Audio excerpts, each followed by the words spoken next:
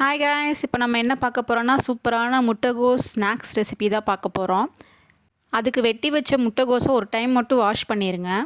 அதில் நீளமாக கட் பண்ண ஒரு பெரிய வெங்காயம், அப்புறம் ஒரு கப் பச்சரிசி மாவு, அப்புறம் ஒரு கப் கடல மாவு, கொஞ்சம் வரமிளகாத்தூள் ஒரு ஸ்பூனு, தேவையான அளவு உப்பு,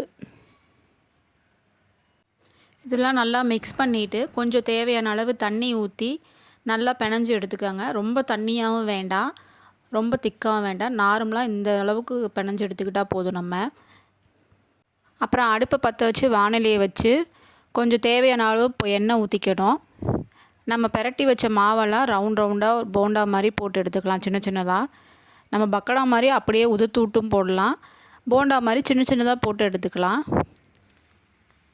நல்லா பொரிஞ்சு பொன்னிறமாக வர அளவுக்கு நம்ம பொரிக்கணும். நான் பார்த்தீங்கன்னா வரமிளகாத்தூள் காஷ்மீரி மிளகாத்தூள் தான் போட்டிருக்கேன், அதனால தான் உங்களுக்கு நல்ல கலர் கொடுக்குது. தேங்க்யூ.